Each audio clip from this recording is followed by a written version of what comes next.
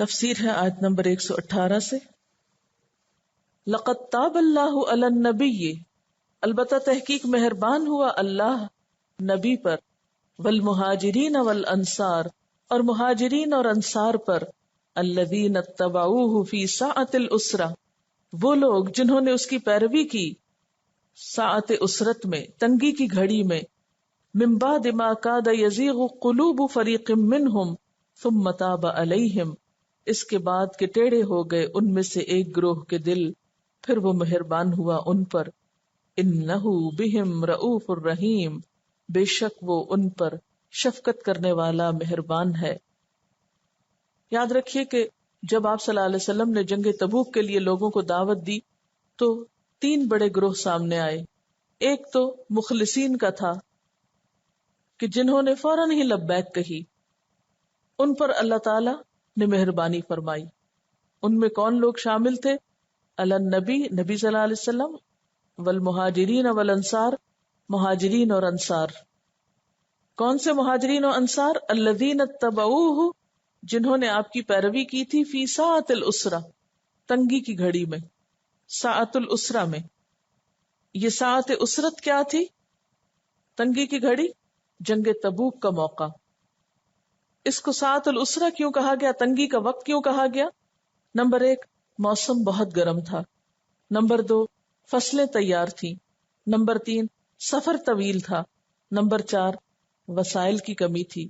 اسی لیے اس کو جیش الاسرہ بھی کہا جاتا ہے، یعنی تنگی کا قافلہ یا تنگی کا لشکر، یعنی وہ لشکر جو بہت مشکل حالات میں نکلا تھا. پھر ایک دوسرا گروہ تھا جو معترفین کا تھا. معترفین کون سے تھے؟ کہ جنگ کا اعلان ہوتے ہی تھوڑی دیر کے لیے ان کا دل ڈاواں ڈول ہوا، وہ اندر سے متزلزل ہوئے. اسی کی طرف یہاں اشارہ ہے، من بعد ما کاد یزیغ قلوب فریق منہم. یہ فریق منہم دوسرا گروہ ہے نا معترفین کا، کہ اس کے بعد کہ ان میں سے ایک گروہ کے دل ٹیڑھے ہو گئے تھے، یعنی تھوڑی دیر کے لیے ڈاواں ڈول ہوئے تھے. اس کا یہ مطلب نہیں کہ وہ بھٹک گئے تھے، اس کا مطلب یہ کہ وقتی طور پر تھوڑا سا انہیں تأمل ہوا تھا، تھوڑی گھبراہٹ ہوئی تھی، پھر اس کے بعد انہوں نے فوراً توبہ کر لی. ثم تاب علیہم، پھر اللہ بھی ان پر مہربان ہوا. انہ بہم رؤوف الرحیم، بے شک وہ ان کے ساتھ شفقت کرنے والا مہربان ہے. اس کے بعد ایک تیسرے گروہ کا ذکر ہے، اور یہ ہے مخلفین کا، پیچھے رہ جانے والے. وعلی الثلاثة، اور اوپر 3 کے. کیا؟ یعنی اللہ تعالی مہربان ہوا 3 صحابہ پر. دراصل یہ آیت پیچھے کی آیت 106 سے متعلق ہے، جہاں پر سرسری طور پر یہ ذکر ہوا تھا کہ کچھ اور لوگ ایسے ہیں جن کا معاملہ مؤخر کر دیا گیا ہے. اب یہاں ان سے متعلق جو حکم ہے وہ بتایا جا رہا ہے. فرمایا وَعَلَى الثَّلَاثَةِ الَّذِينَ خُلِّفُوا، اور اوپر 3 کے جو پیچھے چھوڑ دیے گئے. خلفو کا یہاں وہی مطلب ہے جو مرجونا کا تھا، یعنی جن کا معاملہ مؤخر اور ملتوی کیا گیا اور 50 دن کے بعد ان کی توبہ قبول ہوئی. حتیٰ یہاں تک کہ اذا ضاقت علیہم الارض، جب تنگ ہو گئی ان پر زمین، بما رحبت، باوجود اس کے کہ وہ فراخ تھی، وضاقت، اور تنگ ہو گئے، علیہم ان پر، انفسہم ان کے نفس، وظنوا اور انہوں نے سمجھ لیا، اللہ ملجأ من اللہ الا الیہ، کہ اللہ سے کہیں پناہ نہیں مل سکتی سوائے اس کے کہ اسی کی طرف رجوع کیا جائے. ثم تاب علیہم، پھر وہ ان پر مہربان ہوا، لیتوبوا، تاکہ وہ توبہ کریں. ان اللہ، بے شک اللہ تعالی، هو التواب الرحیم، وہ توبہ قبول کرنے والا مہربان ہے. اس آیت میں جس واقعے کی طرف اشارہ کیا گیا ہے وہ بہت ہی اہم واقعہ ہے 3 صحابہ کے بارے میں. اس کی کچھ تفصیلات آپ کے سامنے رکھی جاتی ہیں، اور اس کی روشنی میں ہم اپنے اپنے عمل کا جائزہ لیں کہ بعض اوقات ہم دین کے ساتھ بہت تساہل کا معاملہ برتتے ہیں اور یہ سمجھتے ہیں کہ شاید کچھ نقصان نہیں ہوا. ہم دیکھتے ہیں کہ یہ تینوں صحابہ بہت مخلص تھے، انہوں نے دین کے لیے بڑی بڑی قربانیاں کی تھیں، لیکن اس نازک موقع پر جب ان سے کچھ کوتاہی ہوئی تو پھر ان کے ساتھ کیا معاملہ کیا گیا اور کس طرح ان کی توبہ قبول کی گئی. یہ تین صحابہ کون تھے؟ یہ تین صحابہ حضرت کعب بن مالک جو مشہور شاعر ہیں، مرارہ بن ربی اور ہلال بن امیہ ہیں. یہ تینوں انصار میں سے تھے. ان کے بارے میں فرمایا الذین خلفوا. خلفوا کا لفظ خلف سے ہے، خلف پیچھے کو کہتے ہیں، جو پیچھے چھوڑ دیے گئے. اس کا کیا معنی ہے کہ ان کا معاملہ ملتوی کر دیا گیا، یا یہ توبہ ملنے سے یا معافی ملنے سے پیچھے چھوڑ دیے گئے. باقی سب پر تو اللہ مہربان ہو گیا لیکن ان پر ابھی نہیں. میں سوچتی ہوں کہ یہ تو حضور صلی اللہ علیہ وسلم کے زمانے میں تھے تو ساری حقیقت ان پہ کھل گئی، لیکن ہمیں کیسے پتا چلے گا کہ ہمارے جو گناہ ہیں یا ہماری جو کوتاہیاں ہیں اور ہم جو اپنے کاموں میں کوتاہی کرتے ہیں اور بعض اوقات کرنے کے بعد سوچتے بھی نہیں کہ ہم نے کوئی کوتاہی کی ہے، اس کا کیا ہوگا؟ یہ تین لوگ انصاری صحابہ تھے جو اس سے پہلے بیعت عقبہ اور رسول اللہ صلی اللہ علیہ وسلم کے ساتھ دوسرے غزوات میں شریک رہ چکے تھے. یعنی ان کا ماضی کوئی ایسا نہ تھا کہ یہ کوتاہ لوگ تھے یا نعوذ باللہ ان سے کوئی دین کے معاملے میں کمی بیشی ہوئی تھی، مگر اس وقت اتفاقی طور پر بائی چانس وہ ایک بھول کا شکار ہو گئے یا سستی کا شکار ہو گئے. اور منافقین جو اس جہاد میں اپنے نفاق کی وجہ سے شریک نہیں ہوئے تھے، انہوں نے بھی ان کو ایسے ہی مشورے دیے جس سے ان کی ہمت ٹوٹ گئی. مگر جب حضور صلی اللہ علیہ وسلم جنگ تبوک سے واپس آئے تو ان سب منافقین نے حاضر ہو کر جھوٹے عذر پیش کیے، جھوٹی قسمیں کھا کے حضور صلی اللہ علیہ وسلم کو راضی کر لیا. آپ صلی اللہ علیہ وسلم نے بھی ان کی باطنی حالت کو اللہ کے سپرد کر دیا اور ان کی ظاہری قسموں کو قبول کر لیا، اور یہ لوگ آرام سے رہنے لگے. انہیں پرواہ بھی نہیں تھی کہ ہمارے ساتھ آخرت میں کیا ہونے والا ہے. کچھ لوگوں نے ان تین صحابہ کو بھی یہی مشورہ دیا کہ یہ بھی جا کے کوئی بہانہ کر لیں اور حضور صلی اللہ علیہ وسلم کو اپنے سے راضی کر لیں، لیکن ان کے ضمیر زندہ تھے. ان کے دلوں نے ملامت کی کہ نہیں، ایک تو ہم جہاد سے پیچھے رہے اور پھر جا کر جھوٹا بہانہ کریں. وہ اس پر تیار نہ ہوئے. یعنی ایک کوتاہی تو ہو گئی، اب اس کو چھپانے کے لیے ایک اور کبیرہ گناہ کا ارتکاب کر لیں، کیونکہ جھوٹ کبیرہ گناہ ہے نا. بہرحال 11ویں پارے کے شروع میں آتا ہے یعتذرون الیکم اذا رجعتم الیہم. یہ سب لوگ آ جائیں گے آپ کے پاس عذر بہانے کرنے جب آپ ان کے پاس واپس پلٹو گے. لیکن یہ لوگ بہانہ کرنے کو نہیں آئے. کچھ اور لوگ تھے، انہوں نے اپنے آپ کو خود ہی ستونوں سے باندھ لیا اور قسم کھا لی کہ ہم کھائیں پیئیں گے نہیں جب تک کہ حضور صلی اللہ علیہ وسلم ہمیں کھولیں نہیں، معاف نہیں کر دیں. لیکن یہ تین جو تھے یہ ان میں بھی شریک نہیں تھے، لہذا ان کا معاملہ پوسٹ پون کر دیا گیا. صحیحین یعنی بخاری اور مسلم میں اور بہت سی اور حدیث کی کتابوں میں ان کا واقعہ تفصیل کے ساتھ ملتا ہے.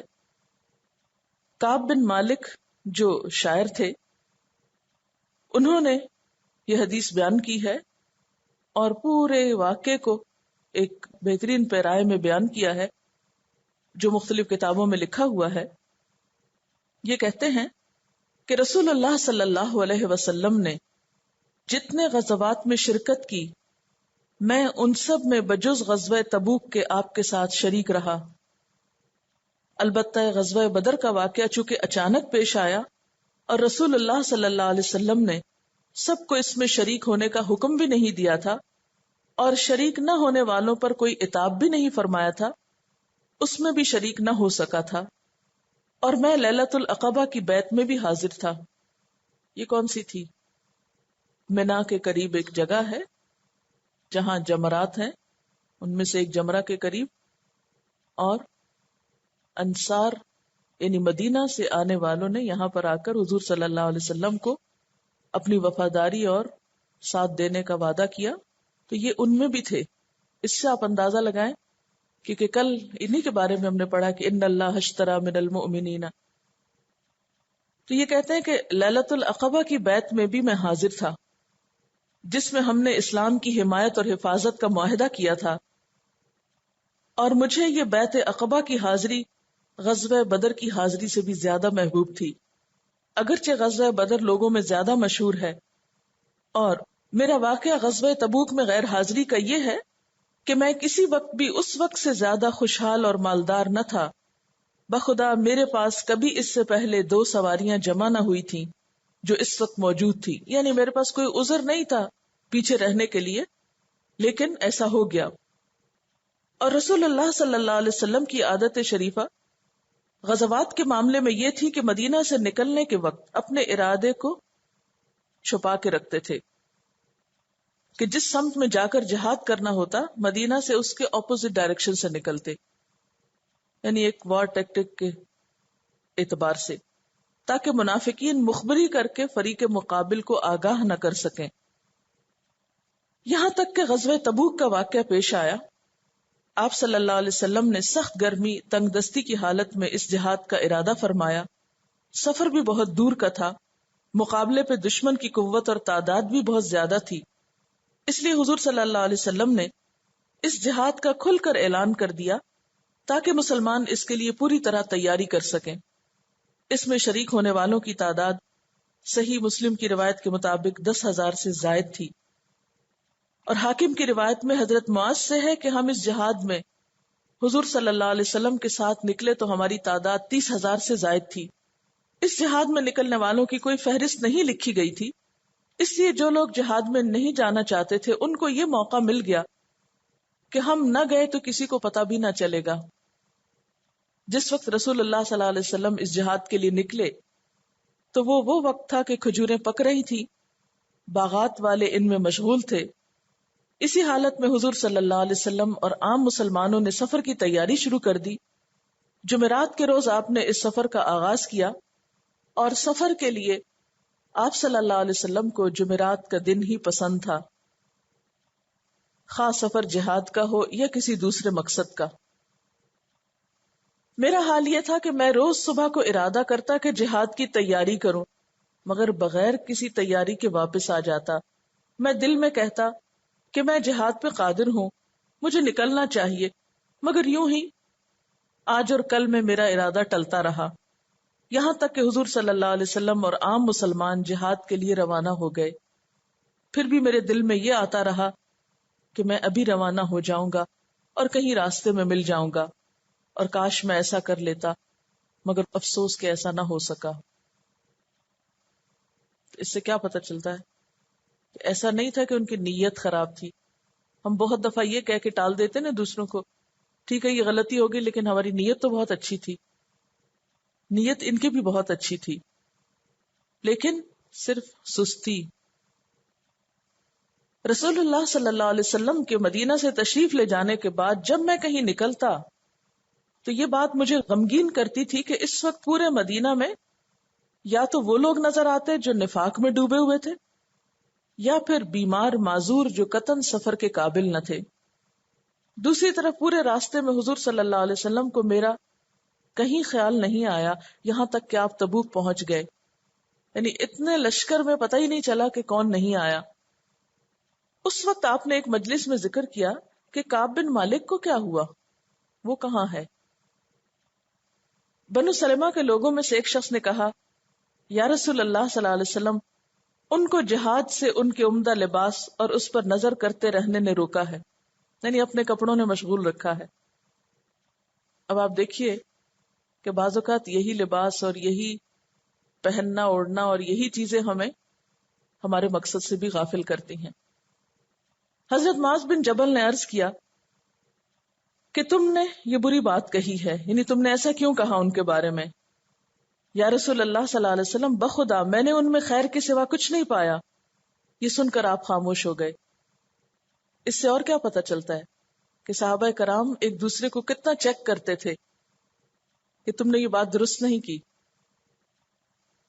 حضرت کعب کا بیان ہے کہ جب مجھے یہ خبر ملی کہ رسول اللہ صلی اللہ علیہ وسلم واپس تشریف لا رہے ہیں تو مجھے بڑی فکر ہوئی اور قریب تھا کہ میں اپنی غیر حاضری کا کوئی عذر گھبرا کر تیار کر لیتا اور ایسی باتیں پیش کر دیتا جس سے آپ کے دل سے ناراضگی نکل جاتی، اور اس کے لیے میں اپنے دوستوں سے بھی مدد لے لیتا، یہ 2-4 کو گواہ بنا کے ساتھ لے جاتا۔ کہتے ہیں کہ میرے دل میں یہ خیالات اور وسوسے گھومتے رہے یہاں تک کہ مجھے خبر ملی کہ حضور صلی اللہ علیہ وسلم تشریف لے آئے ہیں، تو خیالات فاسدہ میرے دل سے مٹ گئے اور میں نے سمجھ لیا کہ میں آپ کی ناراضگی سے کسی ایسی بنیاد پہ نہیں نکل سکتا جس میں جھوٹ ہو، اس لیے میں نے بالکل سچ بولنے کا ارادہ کیا کہ مجھے صرف سچ ہی نجات دلا سکتا ہے۔ رسول اللہ صلی اللہ علیہ وسلم واپس تشریف لائے تو چاشت کے وقت یعنی صبح کو آفتاب بلند ہونے یعنی سورج نکلنے کے بعد مدینہ میں داخل ہوئے، اور آپ کی عادت یہی تھی کہ سفر سے واپسی کا عموماً وقت یہی ہوتا تھا، ارلی مارننگ۔ چاشت کا وقت آپ کو معلوم ہے نا، یعنی 8-9 بجے کے قریب۔ عادت یہ تھی کہ پہلے مسجد میں تشریف لے جاتے، 2 رکعتیں پڑھتے، پھر حضرت فاطمہ کے پاس جاتے، اس کے بعد ازواج مطہرات سے ملتے۔ اس سے کیا پتہ چلتا ہے کہ آپ کا طریقہ کار کیا تھا اور گھر والوں کا کتنا خیال رکھتے تھے، اور خواتین کی اہمیت بھی پتہ چلتی۔ اسی عادت کے مطابق آپ پہلے مسجد میں تشریف لے گئے، 2 رکعت ادا کی، پھر مسجد میں بیٹھ گئے۔ جب لوگوں نے یہ دیکھا تو غزوہ تبوک میں نہ جانے والے منافقین، جن کی تعداد 80 سے کچھ اوپر تھی، خدمت میں حاضر ہو کر جھوٹے عذر پیش کر کے اس پر جھوٹی قسمیں بھی کھانے لگے۔ آپ صلی اللہ علیہ وسلم نے ان کی ظاہری قول و قرار اور قسموں کو قبول کر لیا اور ان کو بیعت کر لیا، ان کے لیے دعائے مغفرت فرمائی اور ان کے دل کے حال کو اللہ کے سپرد کیا۔ اسی حال میں بھی خدمت میں حاضر ہوا، چلتے چلتے سامنے جا کر بیٹھ گیا۔ جب میں نے سلام کیا تو حضور صلی اللہ علیہ وسلم نے ایسا تبسم فرمایا جیسے ناراض آدمی کبھی کیا کرتا ہے، یعنی آپ نے مسکرا کے تو مجھے دیکھا لیکن اس مسکراہٹ میں ناراضگی تھی۔ بعض روایات میں آتا ہے کہ آپ صلی اللہ علیہ وسلم نے اپنا رخ بھی پھیر لیا۔ میں نے عرض کیا، یا رسول اللہ صلی اللہ علیہ وسلم، آپ مجھ سے چہرہ مبارک کیوں پھیرتے ہیں؟ خدا کی قسم میں نے نفاق نہیں کیا، نہ دین کے معاملے میں کسی شک و شبہ میں مبتلا ہوا، نہ اس میں کوئی تبدیلی کی۔ آپ نے فرمایا کہ پھر جہاد میں کیوں نہیں گئے؟ کیا تم نے سواری نہیں خریدی تھی؟ میں نے عرض کیا، بے شک یا رسول اللہ، اگر میں آپ کے سوا دنیا کے کسی دوسرے آدمی کے سامنے بیٹھتا تو مجھے یقین ہے کہ میں کوئی عذر گھڑ کر اس کی ناراضگی سے بچ جاتا، کیونکہ مجھے جدال اور بات بنانے میں مہارت حاصل ہے۔ شاعر تھے، یعنی میں باتیں بہت بنا سکتا ہوں، لیکن قسم ہے اللہ کی، میں نے یہ سمجھ لیا ہے کہ اگر میں نے آپ سے کوئی جھوٹی بات کہی جس سے آپ وقتی طور پر راضی ہو جائیں تو کچھ دور نہیں کہ اللہ حقیقت حال آپ پر کھول کر مجھ سے دوبارہ ناراض کر دیں گے، اور اگر میں نے سچی بات بتا دی جس پر آپ مجھ سے ناراض ہوں تو مجھے امید ہے کہ اللہ مجھے معاف کر دیں گے۔ صحیح بات یہی ہے کہ جہاد سے غائب رہنے میں میرا کوئی عذر نہ تھا، میں کسی وقت بھی مالی اور جسمانی طور پر اتنا قوی اور پیسے والا نہیں ہوا تھا جتنا اس وقت تھا۔ آپ صلی اللہ علیہ وسلم نے فرمایا، اس شخص نے تو سچ بولا ہے، پھر فرمایا کہ اچھا جاؤ یہاں تک کہ اللہ تمہارے بارے میں کوئی فیصلہ کر دے۔ یہی ہے وہ لفظ کہ وہ علی الثلاثۃ الذین خلفوا، خلفوا پیچھے چھوڑ دیے گئے، یعنی معافی سے پیچھے چھوڑ دیے گئے۔ یہ کہتے ہیں کہ میں یہاں سے اٹھ کر چلا تو بنی سلمہ کے چند آدمی میرے پیچھے لگے، کہنے لگے کہ اس سے پہلے تو ہمارے علم میں تم نے کوئی گناہ نہیں کیا، یہ تم نے کیا بے وقوفی کی، اس وقت کوئی عذر پیش کر دیتے جیسا دوسرے متخلفین نے پیش کیا، اور تمہارے گناہ کی معافی کے لیے حضور صلی اللہ علیہ وسلم کا استغفار کرنا کافی ہو جاتا۔ بخدا یہ لوگ مجھے بار بار ملامت کرتے رہے، یہاں تک کہ میرے دل میں خیال آ گیا کہ میں واپس جاؤں اور پھر جا کر عرض کروں کہ میں نے جو بات پہلے کہی تھی وہ غلط تھی اور میرا عذر صحیح تھا۔ یعنی لوگوں نے مجھے اتنا زیادہ ورغلایا کہ میں جانے کو تیار تھا۔ اس سے کیا پتہ چلتا ہے کہ آپ کی سوچ آپ کی دوستوں اور کمپنی کے مطابق ہوتی ہے، جس طرح وہ کہیں آپ ویسے ہی سوچنے لگتے ہیں۔ مگر پھر میں نے دل میں کہا کہ میں ایک کے دو گناہ نہ بناؤں. ایک گناہ تو پیچھے رہنے کا سرزد ہو چکا، دوسرا گناہ جھوٹ بولنے کا کر گزروں. پھر میں نے ان لوگوں سے پوچھا کہ متخلفین میں کوئی اور بھی میرے ساتھ ہے جس نے اپنے جرم کا اعتراف کیا ہو؟ لوگوں نے بتایا 2 آدمی اور ہیں جنہوں نے تمہاری طرح اقرار جرم کیا ہے، اور ان کو بھی وہی جواب دیا گیا جو تمہیں کہا گیا کہ اللہ کے فیصلے کا انتظار کرو. میں نے پوچھا وہ 2 کون ہیں؟ انہوں نے بتایا کہ ایک مرارہ ہے اور دوسرے ہلال ہیں. ابن ابی حاتم کی روایت میں ہے کہ ان میں سے پہلے یعنی مرارہ کے تخلف کا تو سبب یہ ہوا کہ ان کا ایک باغ تھا جس کا پھل اس وقت پک رہا تھا، تو انہوں نے اپنے دل میں کہا کہ تم نے اس سے پہلے بہت سے غزوات میں حصہ لیا ہے، اگر اس سال جہاد میں نہ جاؤ تو کیا جرم ہے؟ ہم بھی تو بعض اوقات یہ سوچتے ہیں اس سے پہلے فلاں بھی نیکی کر چکے ہیں، یہ بھی تو کیا ہوا اگر اس موقع پر یہ نہ کریں؟ کوئی بہت بڑی بات ہے. لیکن جب انہیں بعد میں اپنی غلطی کا احساس ہوا تو انہوں نے اللہ سے عہد کیا کہ یہ باغ میں نے اللہ کی راہ میں صدقہ کیا جس نے مجھے جہاد میں جانے سے روکا. دوسرے بزرگ حضرت ہلال بن امیہ کا یہ واقعہ ہوا کہ ان کے اہل و عیال عرصے سے جدا تھے. اس موقع پہ سب جمع ہو گئے تو یہ خیال آیا کہ اس سال میں جہاد میں نہ جاؤں اور اپنے اہل و عیال کے ساتھ رہ لوں. یعنی اتنے عرصے بعد ساری فیملی اکٹھی ہوئی ہے تو ابھی تھوڑا ان کو ٹائم دے دوں. دیکھنے کو تو جینوئن ریزن ہے، لیکن کچھ اوقات ایسے ہیں کہ جہاں انسان کو اپنی فیملی اور اپنے باغ اور اپنے بزنس اور اپنی باقی چیزیں جو ہیں ان کو بھی قربان کرنا پڑتا ہے. اگرچہ ہمیشہ نہیں، لیکن کچھ نازک موقعوں پر. انہیں جب اپنی غلطی کا احساس ہوا تو انہوں نے یہ عہد کیا کہ میں اب اپنے اہل و عیال سے علیحدگی اختیار کر لوں گا. کعب بن مالک فرماتے ہیں کہ ان لوگوں نے ایسے 2 بزرگوں کا ذکر کیا جو غزوہ بدر کے مجاہدین میں سے ہیں، یعنی ان دونوں نے بدر میں بھی شرکت کی ہوئی تھی. تو میں نے کہا کہ بس میرے لیے انہی دونوں کا عمل قابل تقلید ہے. یہ کہہ کر میں اپنے گھر چلا گیا کہ بس ٹھیک ہے، اب انہیں 3 سے ایک طرح سے سہارا ہو گیا نا، 3 ہونے کی وجہ سے آپس میں سہارا ہو گیا. ادھر رسول اللہ صلی اللہ علیہ وسلم نے صحابہ کرام کو ہم تینوں کے ساتھ سلام کلام کرنے سے منع کر دیا. اس وقت ہم تو سب مسلمانوں سے بدستور محبت کرتے تھے، مگر ان سب کا رخ ہم سے پھر گیا، ہم سے کوئی بات نہ کرتا تھا. ابن ابی شیبہ کی روایت میں ہے اب ہمارا حال یہ ہو گیا کہ ہم لوگوں کے پاس جاتے، کوئی ہم سے کلام نہ کرتا، نہ سلام کرتا، نہ سلام کا جواب دیتا.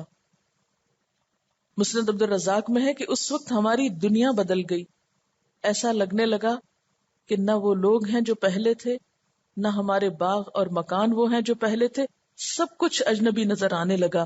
مجھے سب سے بڑی فکر یہ تھی کہ اگر میں اس حال میں مر گیا تو حضور صلی اللہ علیہ وسلم میرا جنازہ نہ پڑھائیں گے، یا خدا نہ خواستہ اس عرصے میں حضور صلی اللہ علیہ وسلم کی وفات ہو گئی تو میں عمر بھر اسی طرح سب لوگوں میں ذلیل و خوار ہوتا پھروں گا. یعنی آپ نے اگر معاف نہیں کیا تو بعد میں کوئی معاف نہیں کرے گا، تو زندگی کیسے کٹے گی؟ اس کی وجہ سے میرے لیے ساری زمین بیگانہ اور ویرانہ نظر آنے لگی. اسی حال میں ہم پہ 50 راتیں گزر گئیں. اسی کیفیت کو یہاں ذکر کیا گیا، حتی اذا ضاقت علیہم الارض بما رحبت، یہاں تک کہ زمین اپنی ساری وسعت کے باوجود ان پہ تنگ ہو گئی. وضاقت علیہم انفسہم، اور ان کی اپنی جانیں بھی ان پہ بوجھ ہونے لگیں، اپنے آپ سے بیزار ہونے لگے. وظنوا، اور انہوں نے سمجھ لیا، اللہ ملجأ من اللہ الا الیہ، لیکن یہ سمجھ ہمیں نہیں آتی. یہ کہتے ہیں کہ اس زمانے میں میرے دونوں ساتھی مرارہ اور ہلال تو شکستہ دل ہو کر گھر بیٹھ رہے، رات دن روتے تھے. ضاقت علیہم انفسہم، لیکن میں جوان آدمی تھا، باہر نکلتا، چلتا پھرتا، نماز میں سب مسلمانوں کے ساتھ شریک ہوتا، بازاروں میں پھرتا، مگر کوئی مجھ سے کلام نہ کرتا، نہ میرے سلام کا جواب دیتا. حضور صلی اللہ علیہ وسلم کی مجلس میں نماز کے بعد حاضر ہوتا، سلام کرتا تو یہ دیکھا کرتا کہ آپ صلی اللہ علیہ وسلم کے لب مبارک کو جواب سلام کے لیے حرکت ہوئی یا نہیں، یعنی آپ کے ہونٹ ہلے ہیں یا نہیں جواب میں. پھر میں آپ کے قریب ہی نماز پڑھتا تو نظر چرا کر آپ کی طرف دیکھتا تو معلوم ہوتا کہ جب میں نماز میں مشغول ہو جاتا ہوں تو آپ میری طرف دیکھتے ہیں، اور جب میں آپ کی طرف دیکھتا ہوں تو آپ رخ پھیر لیتے ہیں. جب لوگوں کی یہ بے وفائی دراز ہوئی تو ایک روز میں اپنے چچا زاد بھائی قتادہ کے پاس گیا جو میرے سب سے زیادہ دوست تھے. میں ان کے باغ میں دیوار پھاند کر داخل ہوا، ان کو سلام کیا. خدا کی قسم انہوں نے بھی میرے سلام کا جواب نہ دیا. میں نے پوچھا قتادہ کیا تم نہیں جانتے کہ میں اللہ اور اس کے رسول سے محبت رکھتا ہوں؟ اس پر بھی وہ چپ رہے، کوئی جواب نہیں دیا. جب میں نے بار بار یہ سوال دہرایا تو تیسری یا چوتھی مرتبہ بھی انہوں نے صرف اتنا کہا کہ اللہ جانتا اور اس کا رسول. یہ عزیز ترین دوست کا جواب تھا. اس سے آپ اندازہ لگائیں کہ کیا حال ہوا ہوگا. کہتے ہیں میں رو پڑا اور اسی طرح دیوار پھاند کر باغ سے باہر آ گیا. آپ سوچیں آپ کسی کے گھر جائیں اور بار بار آپ اس سے پوچھیں، نہ کوئی آپ کے سلام کا جواب دے، نہ کوئی آپ کو ویلکم کرے اور منہ موڑ لے آپ سے. اسی زمانے میں ایک روز میں مدینہ کے بازار میں چل رہا تھا کہ اچانک ملک شام کا ایک نبطی شخص جو غلہ فروخت کرنے کے لیے شام سے مدینہ آیا تھا اس کو دیکھا کہ لوگوں سے پوچھ رہا ہے کیا کوئی مجھے کعب بن مالک کا پتہ بتا سکتا ہے، کیونکہ شاعر تھے نا تو مشہور تھے. ذرا لوگوں نے مجھے دیکھ کر میری طرف اشارہ کر دیا. وہ آدمی میرے پاس آ گیا اور مجھے شاہ غسان کا ایک خط دیا جو ایک ریشمی رومال پر لکھا ہوا تھا، جس کا مضمون یہ تھا: اما بعد، مجھے یہ خبر ملی ہے کہ آپ کے نبی نے آپ سے بے وفائی کی اور آپ کو دور کر رکھا ہے. اللہ تعالیٰ نے تمہیں ذلت اور ہلاکت کی جگہ میں نہیں رکھا. تم اگر ہمارے یہاں آنا پسند کرو تو آ جاؤ، ہم تمہاری مدد کریں گے. یعنی اب ایک بادشاہ کی طرف سے آفر ہوئی کہ تم ہمارے دربار میں آ جاؤ. کہتے ہیں میں نے جب یہ خط پڑھا تو کہا یہ ایک اور امتحان اور آزمائش کہ اہل کفر کو مجھ سے اس کی طمع اور توقع ہو گئی کہ میں ان کے ساتھ مل جاؤں. میں یہ خط لے کر آگے بڑھا اور ایک دکان پر تنور لگا ہوا تھا اور اس میں پھینک دیا کہ مجھے ایسی آفر نہیں چاہیے.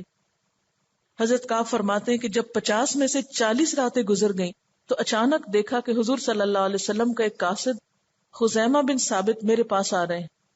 آ کر یہ کہا کہ حضور صلی اللہ علیہ وسلم نے حکم دیا ہے کہ تم اپنی بیوی سے بھی علیحدگی اختیار کر لو. میں نے پوچھا کیا طلاق دے دوں، کیا کروں؟ انہوں نے بتایا نہیں، عملاً اس کے قریب نہ جاؤ. اس طرح کا حکم میرے دونوں ساتھیوں کے پاس بھی پہنچا. میں نے بیوی سے کہا تم اپنے میکے چلی جاؤ، وہیں رہو جب تک کہ اللہ کوئی فیصلہ نہ کر دے. ہلال بن امیہ کی اہلیہ خولہ بنت عاصم یہ حکم سن کر حضور صلی اللہ علیہ وسلم کی خدمت میں حاضر ہوئی اور عرض کیا ہلال ایک بوڑھے آدمی ہیں، ان کا کوئی خادم نہیں. ابن ابی شیبہ کی روایت میں یہ بھی ہے کہ وہ نگاہوں سے صحیح دیکھ بھی نہیں سکتے. کیا آپ یہ پسند نہیں فرمائیں گے کہ میں ان کی خدمت کرتی رہوں؟ فرمایا خدمت کرنے کی ممانعت نہیں، البتہ وہ تمہارے پاس نہ جائیں. انہوں نے عرض کیا وہ تو بڑھاپے کی وجہ سے ایسے ہو گئے ہیں کہ ان کو ضرورت نہیں، اور واللہ ان پر تو مسلسل گریا تاری ہے، دن رات روتے رہتے ہیں. کعب بن مالک فرماتے ہیں مجھے بھی میرے بعض متعلقین نے مشورہ دیا کہ تم بھی حضور صلی اللہ علیہ وسلم سے بیوی کو ساتھ رکھنے کی اجازت لے لو جیسا کہ آپ نے ہلال کو دے دی ہے. میں نے کہا میں ایسا نہیں کروں گا. معلوم نہیں آپ کیا جواب دیں، اس کے علاوہ میں جوان آدمی ہوں. اور پھر اسی حال میں نے 10 راتیں گزاری، یہاں تک کہ 50 راتیں مکمل ہو گئیں. مسند عبد الرزاق کی روایت میں ہے کہ اس وقت ہماری توبہ حضور صلی اللہ علیہ وسلم پر 1/3 رات گزرنے کے وقت نازل ہوئی، یعنی 1/3 رات گزر چکی تھی کہ آپ پر وہی نازل ہوئی اور اس میں ہماری توبہ کا پیغام تھا اللہ تعالی کی طرف سے. ام المومنین حضرت ام سلمہ جو اس وقت حاضر تھی، انہوں نے عرض کیا کہ اجازت ہو تو کعب بن مالک کو اسی وقت خبر کر دی جائے. آپ نے فرمایا ایسا ہوا تو ابھی لوگوں کا ہجوم ہو جائے گا، رات کی نیند مشکل ہو جائے گی. کعب بن مالک فرماتے ہیں کہ 50ویں رات کے بعد صبح کی نماز پڑھ کر میں اپنے گھر کی چھت پر بیٹھا تھا اور حالت وہ تھی جس کا ذکر اللہ تعالیٰ نے قرآن پاک میں کیا کہ مجھ پر میری جان اور زمین باوجود وسعت کے تنگ ہو چکی تھی. اچانک میں نے سلا پہاڑ کے اوپر سے کسی چلانے والے کی آواز سنی جو بلند آواز سے کہہ رہا تھا اے کعب بن مالک بشارت ہو. محمد بن عمر کی روایت میں ہے کہ یہ بلند آواز سے کہنے والے ابو بکر تھے جنہوں نے جبل صلا پر چڑھ کر یہ آواز دی کہ اللہ نے کعب کی توبہ قبول کر لی، بشارت ہو. اور عقبہ کی روایت میں ہے کہ یہ خوشخبری حضرت کعب کو سنانے کے لیے 2 آدمی دوڑے. ان میں سے ایک آگے بڑھ گیا، جو پیچھے رہ گیا تھا اس نے یہ کیا کہ صلا کی پہاڑی پہ چڑھ کے آواز دے دی. اور کہا جاتا ہے یہ دوڑنے والے 2 لوگ حضرت ابو بکر اور حضرت عمر تھے جو نیکی کے کام میں دوڑ رہے ہیں. ایک دوڑ میں آگے نکل گئے تو دوسرے نے پہاڑ پہ چڑھ کے پکار دیا. کعب بن مالک فرماتے ہیں یہ آواز سن کر میں سجدے میں گر گیا اور بہت خوشی سے رونے لگا. مجھے معلوم ہو گیا کہ اب کشادگی آ گئی. حضور صلی اللہ علیہ وسلم نے صبح کی نماز کے بعد صحابہ کرام کو ہماری توبہ قبول ہونے کی خبر دی تھی. اب سب طرف سے لوگ ہمیں مبارک دینے کے لیے دوڑ پڑے. بعض لوگ گھوڑے پر سوار ہو کر میرے پاس پہنچے، مگر پہاڑ سے آواز دینے والے کی آواز سب سے پہلے پہنچ گئی. کعب بن مالک کہتے ہیں میں حضور صلی اللہ علیہ وسلم کی خدمت میں حاضری کے لیے نکلا تو لوگ جوک در جوک مجھے مبارک دینے کے لیے آ رہے تھے. کعب فرماتے ہیں کہ میں مسجد نبوی میں داخل ہوا تو دیکھا کہ حضور صلی اللہ علیہ وسلم تشریف فرما ہے. آپ کے گرد صحابہ کا مجمع ہے. مجھے دیکھ کر سب سے پہلے طلحہ بن عبید اللہ کھڑے ہو کر میری طرف لپکے اور مجھ سے مصافحہ کر کے ہاتھ ملا کر قبول توبہ پر مبارکباد دی. طلحہ کا یہ احسان میں کبھی نہیں بھولتا. جب میں نے حضور صلی اللہ علیہ وسلم کو سلام کیا تو آپ کا چہرہ مبارک خوشی کی وجہ سے چمک رہا تھا. آپ نے فرمایا اے کعب، بشارت ہو تمہیں ایسے مبارک دن کی جو تمہاری عمر میں پیدائش سے لے کر آج تک سب سے زیادہ بہترین دن ہے. میں نے عرض کیا اللہ کے رسول صلی اللہ علیہ وسلم یہ حکم آپ کی طرف سے ہے یا اللہ تعالیٰ کی طرف سے؟ ایمان اور تقوی کا معیار دیکھیں کہ یہاں بھی فکر کیا ہے کہ اگر اللہ راضی نہیں ہوا تو بات نہیں بنے گی. آپ نے فرمایا نہیں، یہ حکم اللہ کی طرف سے ہے. تم نے سچ بولا تھا، اللہ نے تمہاری سچائی کو ظاہر کر دیا. جب میں آپ کے سامنے بیٹھا تو عرض کیا یا رسول اللہ صلی اللہ علیہ وسلم میری توبہ یہ ہے کہ میں اپنے سب مال و متاع سے نکل جاؤں کہ سب کو اللہ کی راہ میں صدقہ کر دوں. فرمایا نہیں، کچھ مال ضرورت کے لیے رہنے دو، یہ بہتر ہے. میں نے عرض کیا اچھا آدھا مال؟ آپ نے اس سے بھی انکار کر دیا. میں نے کہا 1/3 مال. آپ نے اس کو قبول کر لیا. میں نے عرض کیا یا رسول اللہ صلی اللہ علیہ وسلم مجھے اللہ نے سچ بولنے کی وجہ سے نجات دی ہے، اس لیے میں عہد کرتا ہوں کہ جب تک میں زندہ ہوں کبھی سچ کے سوا کوئی بات نہ کروں گا. پھر فرمایا کہ جب سے میں نے حضور صلی اللہ علیہ وسلم سے یہ سچ بولنے کا عہد کیا تھا الحمدللہ آج تک کوئی کلمہ جھوٹ کا میری زبان پہ نہیں آیا، اور مجھے امید ہے کہ اللہ تعالیٰ باقی زندگی میں مجھے اس سے محفوظ رکھیں گے. کعب فرماتے ہیں خدا کی قسم اسلام کے بعد اس سے بڑی نعمت مجھے نہیں ملی کہ میں نے رسول اللہ صلی اللہ علیہ وسلم کے سامنے سچ بولا اور جھوٹ سے پرہیز کیا، کیونکہ اگر میں جھوٹ بولتا تو اسی طرح ہلاکت میں پڑ جاتا جس طرح جھوٹی قسمیں کھانے والے ہلاک ہوئے، جن کے بارے میں قرآن میں یہ نازل ہوا سَيَحْلِفُونَ بِاللَّهِ لَكُمْ اِذَا انقلبتم إِلَيْهِمْ، اور پھر آگے جا کر فَإِنَّ اللَّهَ لَا يَرْضَىٰ عَنِ الْقَوْمِ الْفَاسِقِينَ، بے شک اللہ فاسقوں کی قوم سے ہرگز راضی نہ ہوگا.